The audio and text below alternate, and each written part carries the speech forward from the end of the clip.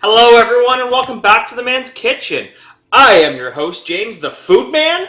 Is that better than The Man's Man? I've been getting some criticism about The Man's Man. I've been posting my videos on some forums lately, and some people think the Man's Man shtick is maybe a little not good. So let's try James the Food Man. Now, let's hit up today's video. We're going to do something similar to last week, but a little different, and we'll get to that right after this.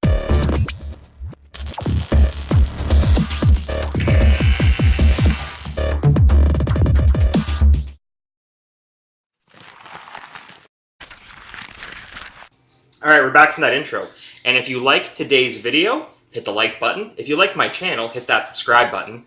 And remember, you can follow us on Instagram, Twitter, and Facebook, if you so do choose. Now, for today's video, we are going to make chicken tacos.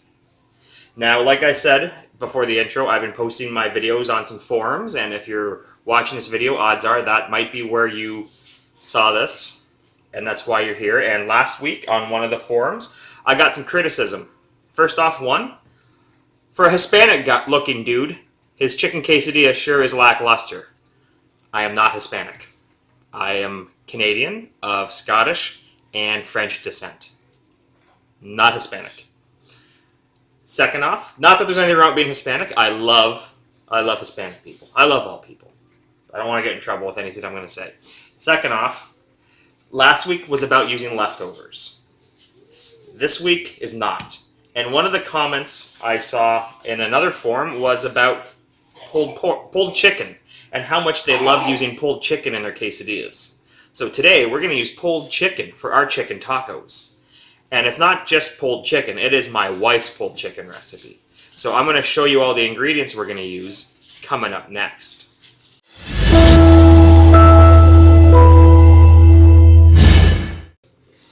Alright, at the end of our counter here with the ingredients, obviously we've got some chicken that I scooped from the restaurant. Now, for her pulled chicken, we're going to use some brown sugar. There's roughly a cup and change here, about a cup. There's a cup of your favorite barbecue sauce. Now, we're going to start with a cup, but once we get it into the slow cooker, if we need to add more volume... Okay, hold on. We also have a little less than a cup of Italian dressing. Now we're going to put these three ingredients with the chicken into the slow cooker. And if we need to add more volume of liquid to get the slow cooker submerged, it'll be barbecue sauce we top it up with, not Italian dressing. Okay? Now that's going to be the base of shredding up our chicken. To eat the chicken tacos, I'm a huge fan of these old El Paso taco bowls. I just love them. They're to die for. They make cleanup so much easier. You don't have taco mess everywhere, so that's what we're using. We're going to put some coleslaw on it. And, you know, if you want to make from scratch coleslaw, you can go back to my barbecue series from last summer, where I make you from scratch coleslaw. I shred the cabbage. I do everything from scratch. Today, I cheated a little bit. I bought a coleslaw kit. And there is green cabbage, carrot, and red cabbage in here, shredded up. That's it. I didn't buy a dressing, though. Still going to make you that. And it's going to be a very simple dressing on it. We got some vinegar. We got a little lime juice and some mayo. We've got some diced tomatoes, and if you're not sure how to dice tomatoes, you can go back to my culinary skills playlist where there's a video all about tomatoes. And we've got some shredded cheese. You can buy your shredded cheese or you can shred your shredded cheese. I don't think we need a video explaining shredded cheese, but I did do a little shredded cheese thing on Instagram a couple months ago. And some salt. So with all these ingredients listed off here, we're going to hop on over to the slow cooker and I'm going to show you what to do next.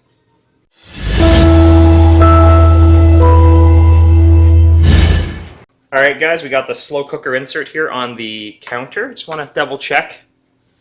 Yep, it is in the range.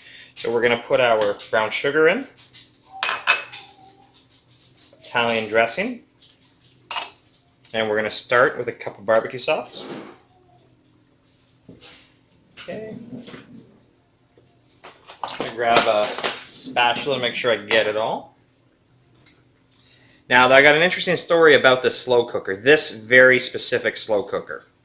My restaurant also does catering, and we got contracted one summer to do a Beach Boys concert that was held in our city's park.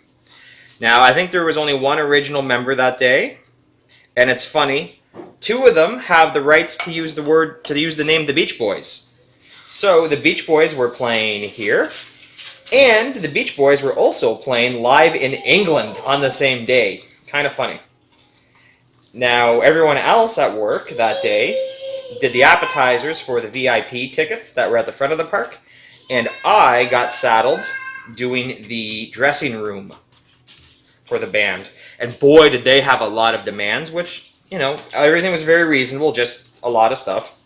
And one of them is a vegetarian, so I made a vegetarian chili, and we didn't really have a warmer small enough for that little amount of vegetarian chili, so I used this crock pot, and the band's manager asked one of the staff members there, hey, this is the best vegetarian chili he's ever had. They've never asked to take leftovers with them on the road. Can we take the crock pot? And she said, oh, I'm sorry, but that is our chef's wife's crock pot she got as a Christmas gift from her mom. So no, you can't take the crock pot. Too bad I didn't get them to sign it. That would have been awesome. But anyways, back to this. I have my stuff in here all mixed up, and I mixed that up first so I can throw the chicken in now. I can mix it all up, get my hands all contaminated with salmonella, and then I only have to wash my hands once. If I would have put the chicken in first and then picked up all those containers, then everything would be a potential salmonella risk around the house till I get it properly cleaned. This way, oh, you know what? We have actually exactly just the right amount in here. We have just about the right amount. Everything is underwater. So I'm going to wash my hands to get rid of the potential salmonella risk. And we're going to drop this in the crock pot for 3 hours. And when this is all done, we'll get back to, and I have the crock pot set to high. But individual crock pot settings may vary. So your crock pot might only need medium, or it might need extra high if such thing exists. I'll get back to you in a bit. Alright guys, now that we have the chicken slow cooking itself away, we're going to open ourselves up our coleslaw kit. And again, if you want to see an efficient way of cutting your coleslaw from scratch, then watch my summer barbecue series where I made some side dishes that include coleslaw. We have our cabbage right there. So we're going to add some vinegar. Nothing fancy, just some plain white vinegar. That was probably about a quarter cup worth, give or take. I'm going to put some salt in. That's probably about a half a teaspoon right there. Okay. Now I got a lime here. It's right here on this cutting board, the little cutting board. Take it actually off on the counter, a little better there on the counter. Slam it down. We're gonna roll it. That's gonna break the membrane inside. That's really gonna let us squeeze out that juice. Take our trusty knife.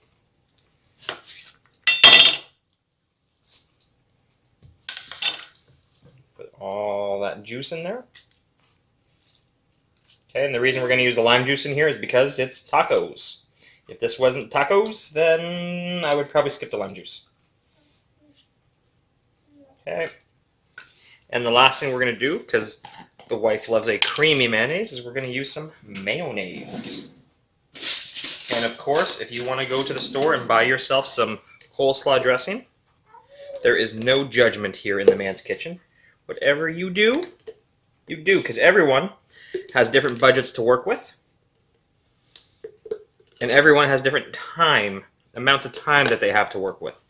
So if your budget lets you go more, if you have the budget to go all from scratch and do everything by hand, go for it. So I'm just going to use my hand to do this. Yes, I washed my hands before I turned the camera on. Don't you worry. Okay? And in case you're saying, oh, I don't care if you wash his hands, you should be wearing gloves. Well, if you take a safe food handler's course, and most counties will tell you that a glove, before you put a glove on, you must wash your hands. When you take a glove off, you must wash your hands. You actually have to wash your hands twice to use a glove. And if you're going to wash your hands, you don't really need a glove. So why do we have gloves? Gloves cover Band-Aids. Yeah, if I were at work, I would have a glove on right now. Gloves cover Band-Aids. That's basically what they're for. Okay, let's give this a quick little taste. That's fine. You got a little zip from the lime. Yeah, but... So camera wife Heather is saying, you just ate from that and put it back in your hand. I'm like, yeah, I'm at home, so I can do that. And you didn't see me do it on camera, so it doesn't really count. And I kind of tossed it in my mouth anyway, so my fingers didn't go near my face. But yeah, she's busting my chops right now. Could use just maybe a little bit more mayonnaise.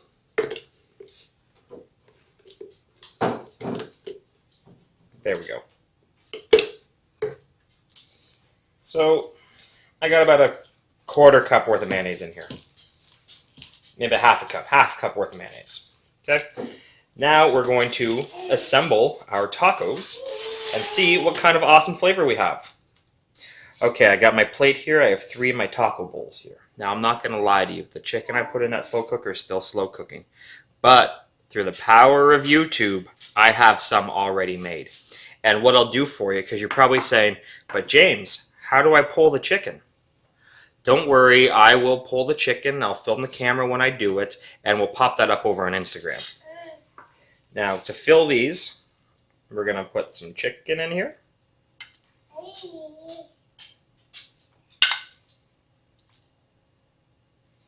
A little bit in each one.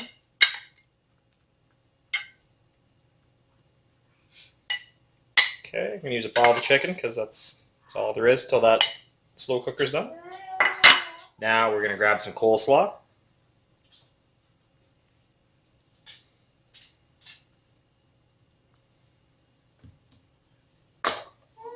Some tomato.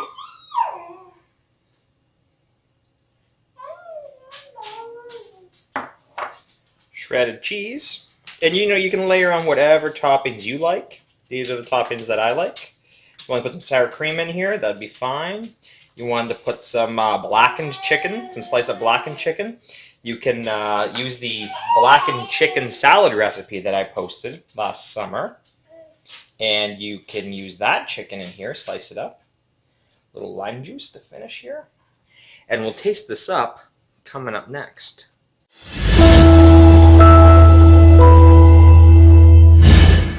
Alright guys, let's taste this up.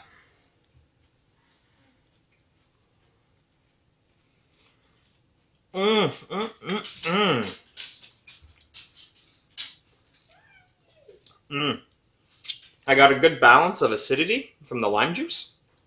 Some citric there. The pulled pork is delicious. And the pulled pork, I meant pulled chicken. The pulled chicken is delicious. And we've got a good bowl here to hold it in. I don't really think it needs any sour cream or salsa. It's nice and light and fresh with just some coleslaw and some tomato and cheese on it. That's really all it needs. It's pretty good the way it is. But in the comments down below, after you make this, tell everybody what you did different. Did you just do what I did, which is perfectly fine?